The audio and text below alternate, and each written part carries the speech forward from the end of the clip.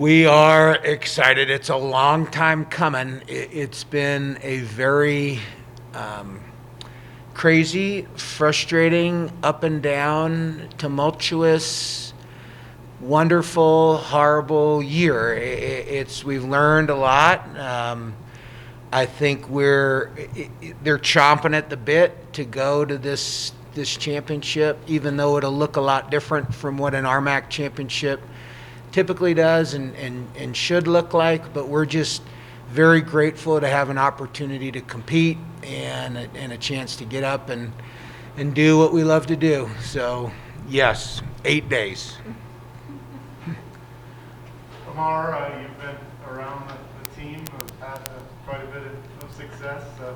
Maybe this year a little different. Kind of what's your mindset going into the next week? Well, we're still excited. It was really hard after last year when NCs got canceled during NCs, but it seems like this year is actually happening. And since the past couple meets, I was really excited to be back on board and actually compete again. And yep, we're 8 days away. So excited.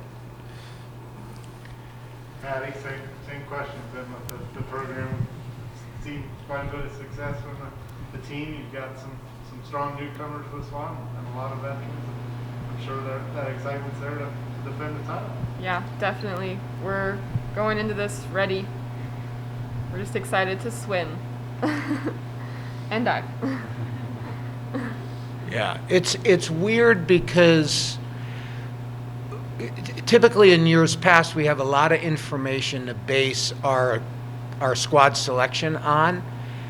This year it's been so fluid, and with no A3 invite and very limited dual meets, we just don't have the same information. And you layer on the fact that COVID can affect anyone at any time. You know, when we went to Air Force, we had 3 positives and 12 people contact traced out of the meet. And so we don't know. You know, we have one of our top freestylers right now who's out for 6 days for contact tracing. A bunch of them got tested Monday of this week, yesterday, to see where they are.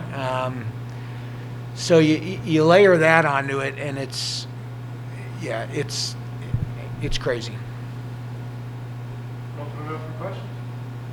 On top of all that, I mean, Maddie, it seems like you guys haven't been in the pool for meets. I mean, it's like, oh, we've had a couple and now we're training and waiting and training. How hard is it to prepare to get ready for the RMAC? It's interesting. I think we've been really lucky to be able to have at least a couple meets in the past month under our belt, especially since we went in suited up and ready to swim fast. It wasn't just another dual meet. We took it like we were preparing for RMACs, and being able to have those opportunities to rehearse that kind of like action was really helpful, especially after everything happened in November when we basically just shut down for the entire month and lost that big meet that we had then. World's longest taper. Yeah, pretty much. Really, it feels like that. It's like, okay, you know, because you have the A3, you have all those meets, and then you take your break to get your bodies ready. But it's, you know, being meet sharp, I'm guessing is mentally the toughest part. Yeah, for sure. We've had some good opportunities. Like Maddie said, in the last month, we went to Air Force and swam them twice. And then I got to give a real hat tip to our women's team at BYU, taking them to one point. We lost 121 to 120, which was bittersweet. It was fun and wonderful to almost beat them, and then that was frustrating not to. But like Maddie said, they've had that edge and that ability to get it done when it matters. That was fun. Ammar, how much did last week help you prepare? Because it's been a while since, you know, everybody was on board. It actually helped it a lot, because the time that we have to get back in shape was short, and this meet was big enough to put me under pressure to get more and more in a really short time.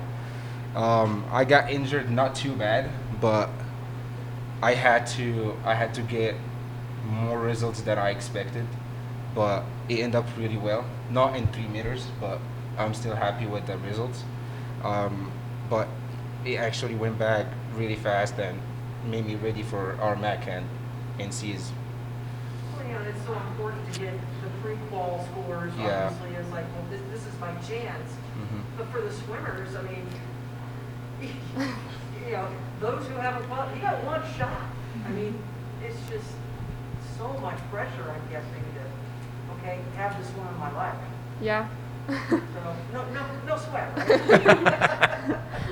Have you guys like found any like even if it's like little even like the smallest silver lining in like only having 2 weeks before RMAX, like has there been anything like you've been able to take away from this season that you haven't been willing to take away from other seasons?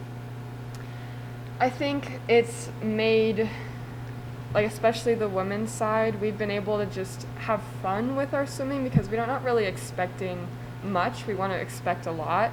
But, you know, in the past it's been meet after meet after meet. I have to perform. But now it's just, well, let's just go out and swim. Like, we have a chance. Most people don't. And just have fun with it because that's what it should be. Let it all out in every race. Because, yeah, and I know every athlete has realized just how important their sport is to them during this year and how grateful. I mean, I just keep hearing grateful. Do you almost feel like before you took it for granted that you could do things like this?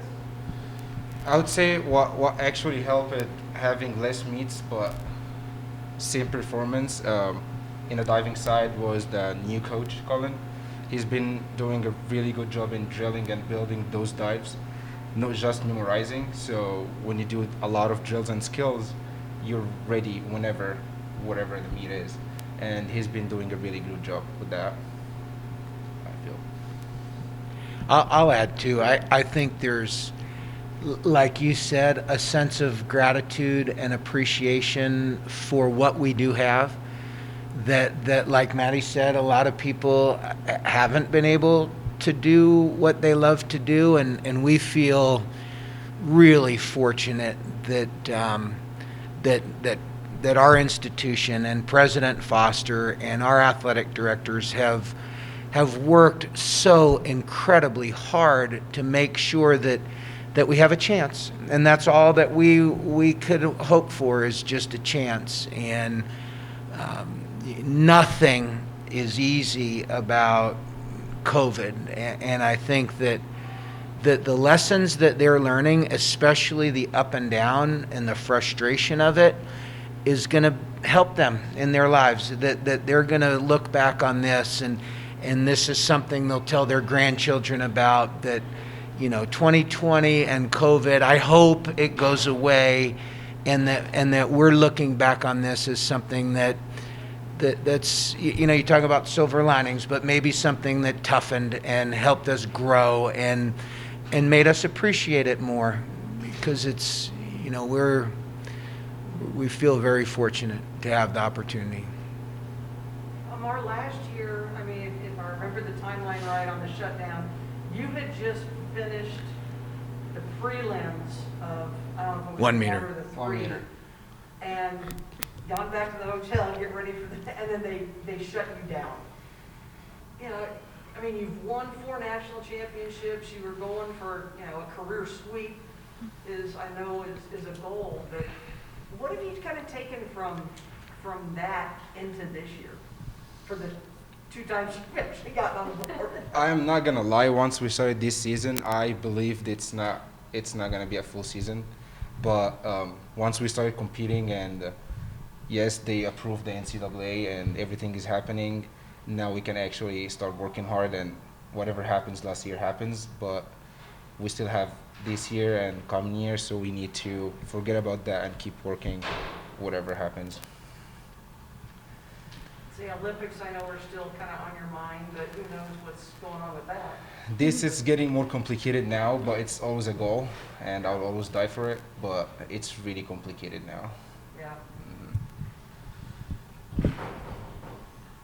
Anything else? I'm good. Question of the day. Oh, good. Favorite non-chain Grand Junction restaurant? Hot tomato. That's a good one. I don't really go out to eat. Is Zoop's considered chain? To chain. I've Actually, never I heard haven't of had- Zoop before. I Yeah, came and maybe here, it's not. so- I'm assuming. I don't usually go out to eat, but is it called Ale House? Ale House. Yeah, I do like that one.